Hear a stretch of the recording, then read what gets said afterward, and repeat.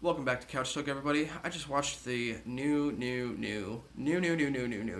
trailer for Wreck-It Ralph 2, or Ralph Breaks the Internet. Apparently, they did away with the whole Wreck-It Ralph 2 thing. The same directors from the original one are coming back to do this one, and you got John C. Reilly reprising his role as Ralph, and you got Sarah Silverman coming back to do the little girl. Apologies, I forgot her name. I haven't seen the movie since it was in theaters. So apparently, this movie is they go to the internet, they go live, like Xbox Live, ooh.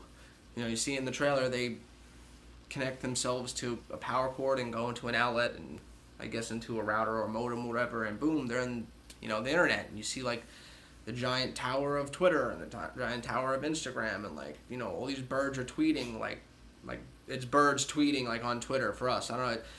You've seen the trailer. Don't get me wrong. This movie looks really good, but what I'm hoping is that this movie isn't diving deeper into the spoof, because the first movie was obviously spoofing video games, but it still had a really good genuine story behind it that was really moving, and it really was a surprise hit for me. I liked all the little cameos. It was kind of like Ready Player One, where like there was an overarching story, but they relied on a lot of nostalgia to kind of boost the sales and make people more excited to see it. And it seems like that's kind of like what they're doing with this. Like, it seems like they're just going a little overboard. Like, every single frame is nostalgia. It's pretty much Ready Player One, the animated version, which, don't get me wrong, I don't think that's bad. I just hope that it doesn't overshadow its story. I really want this story to one-up the next one, kind of like the Toy Story movies. Like, they always, to me, got better. I know a lot of people say that the first one was the best, but I'm a fan of growth and evolution, and I always like to see characters start somewhere and end somewhere. And it's always, yes, the first one's always going to be like the classic, like the first time we saw these toys brought to life, but like the last one is the culmination of like 10 years of like watching these characters. And I want this franchise to grow like that, so I'm aware it's going to be different than the original, but I want its story to be more important and relevant for the times, and I just hope that the writers do a good job with adapting that, and that they didn't go this whole novelty route. I am really fucking impressed, however, at the budget for this movie, and what I mean by that is all of the Disney princesses in that room are being voiced by the actual actors that have voiced those princesses in their own movies.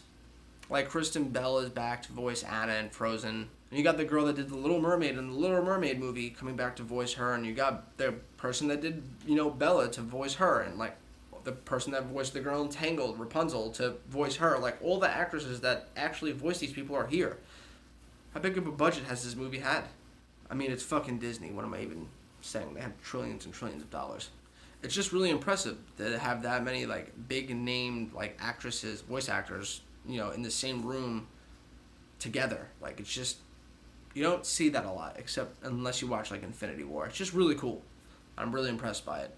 The main cast seems like they're having a lot of fun. You see stormtroopers chasing them around, and you see Iron Man floating around, and again, it's all this novelty, but this movie looks like it's going to be a lot more fun than the first one, but I still don't know what the story is really about, why they're going to the internet, and where the emotional heartstrings are going to be pulled, because the first movie pulled at your heartstrings. I'm assuming this one's going to as well, but in the trailer for the first one, you kind of got a glimpse of what it was going to be, and this, it's hitting you with that nostalgia, and I'm just like, I want more story. I want more substance. I want to know why this movie is. Like, why was this a good idea to make? What is the overall metaphor of the movie? Like, all these Disney movies, they always have, like, a secret, like, message, like, something to, like, teach you something of, like, respect, or there's always, like, an underlining message, and I just want to know what this one is. Usually you get a little hint of it in the trailer, and I haven't gotten it yet, so I'm going to hold my breath, because I have seen Disney movies make sequels that weren't nearly as good as the first one.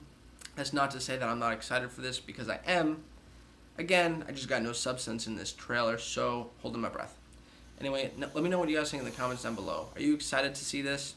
Do you wish it was just a one and done, and that they didn't make another one?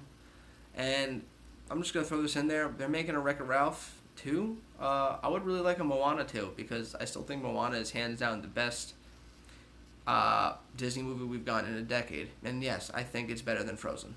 Anyway, let's talk about it down below, and as always, I'll catch you next time.